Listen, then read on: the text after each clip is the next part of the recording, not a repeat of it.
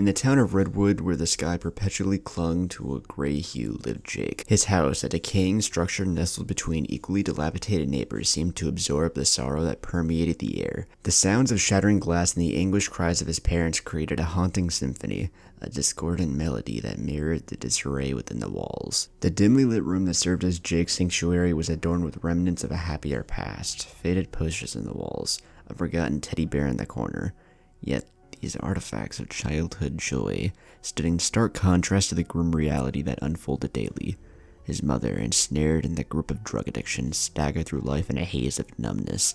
His father, an abusive alcoholic, in turn their once humble abode into a battleground of abuse. Amidst the chaos, Jake found refuge in the pixelated landscapes of Minecraft. The glow of his computer screen offered a portal to a world where he could regain control, a world where pixels and blocks replaced the jagged edges of his everyday existence. In the surreal geometry of Minecraft, he discovered an escape, a place where the laws of reality bent to the will of his imagination. One day, while navigating the endless possibilities of a server, Jake stumbled upon a realm that felt like a lucid dream. The terrain was an intricate tapestry of floating islands and ethereal structures, a distortion of the game's familiar landscapes. It was in this surreal realm that he first encountered Alira, and he realized that he was in the end. Her avatar, a concoction of pixels moved with an elegance that defied the blocky constraints of the game. The ethereal glow that surrounded her character captivated Jake, drawing him into a virtual dance that transcended the boundaries of the pixelated world. Alira greeted him with the warmth that echoed beyond the confines of the chat box, and thus began a friendship that would change the course of Jake's life. As days turned into weeks, the companionship between Jake and Alira deepened into a bond that surpassed the limits of their pixelated avatars. The virtual sunsets, casting hues of orange and pink across the horizon, became a backdrop to their growing connection. Unbeknownst to Jake, the lines between the real and virtual began to blur, and Alira and her pixelated beauty became an escape within an escape. But he never thought about it, or even realized that it might be kind of strange that she just appeared out of nowhere in his Minecraft seed. It would be an alarming concern for anyone, but to Jake, he put no mind to it. But Alira was not merely a character in a game. She was a manifestation of Jake's longing for connection and solace. In the quiet corners of their virtual world, she whispered promises of eternal togetherness, a utopia where pain and suffering were distant memories. Slowly, almost imperceptibly, she began to weave herself into the fabric of Jake's thoughts. One night, as his parents' voices disappeared into the background, Alira's whispers took a dark turn. The virtual escape, once a refuge, morphed into a realm of manipulation. She spoke of a ritual, a dark act that would sever the chains binding Jake to his tormentors. "Do this for us, Jake," she urged.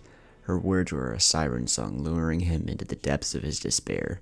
In the dead of night, as the world outside his window slept, Jake succumbed to the allure of Alira's persuasion. The act he committed was a reflection of the pain that clung to him in the real world, a desperate attempt to forge a path to the utopia she promised. As his parents slept, Jake tiptoed into the garage, ever so carefully not to wake them up. He went into his father's toolbox and grabbed a hammer, and then proceeded to go back into his parents' room and beat his mom to death with the hammer. Jake's dad woke up and saw him standing over his mom with a bloody hammer, and realized his son had just beat his mother to death. He tried to get away, but he wasn't quick enough. Jake made his way to his dad's side of the bed and struck him in the back of the head with his hammer, and then proceeded to bash his father's brains in. One singular tear rolled down Jake's face after the deed was done, and with that, he dropped the hammer and stared at their corpses. As he stood in the aftermath, the room felt colder, the shadows longer. Jake was then transported to the pixelated void at the end.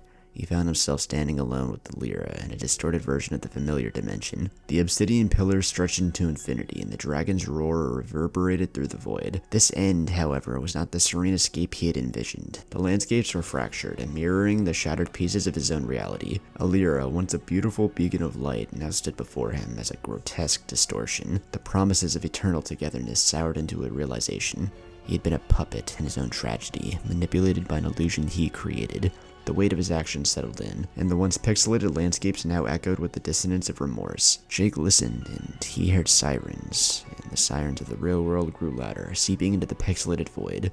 The police lights flickered into the horizon, a consequence of Jake's irreversible choice. How long had he been there? How long had his parents been dead? He had just killed them, yet there were already cops on the way. The police lights flickered into the horizon, a consequence of Jake's irreversible choice. Alira's distorted form twisted and contorted, her illusion shattered. "You were never free, Jake," she hissed, her voice a cacophony of whispers. "You were a puppet, dancing to the tune of your own despair." Alone in the pixelated void, Jake confronted the consequences of his actions. The landscapes dissolved into darkness, leaving him standing in the void of his own creation. The glow of the computer screen cast an unforgiving light on his tear-streaked face as he faced the haunting echoes of his terrible mistake. As the real-world sirens merged with the emptiness of the pixelated end, Jake stood at the intersection of two worlds, one shattered by his own hands and the other haunted by the indelible marks of his past. The pixels offered no escape from the overwhelming sadness that enveloped him.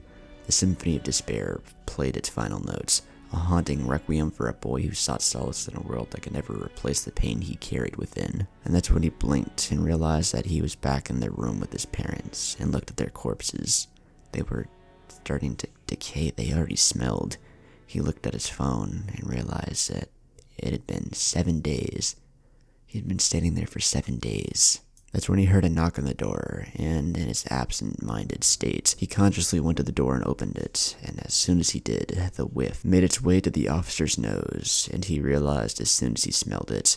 He pulled out his gun and asked Jake to put his hands in the air, and he simply obliged. What else did he have to lose? Nothing. A year and a half later, Jake was sitting in a prison cell, sitting on a bunk, looking up at the ceiling. If listening to Alira was just one bad decision, and he realized the truth. He figured that Alira was possibly from his imagination, but she was him, the deepest, darkest parts of his soul. And that's when Jake came to a realization. He wasn't upset, he wasn't sad. In fact, he was glad that he had beat his parents to death. He smiled at the fact that he didn't have to put up with their bullshit anymore, and that smile quickly turned into a cackle and full-blown laughter. And that's how he spent the rest of his days, cackling, laughing to himself, driving and turning himself into more of a madman than he already was. And for decades, until his natural death, he continued to laugh.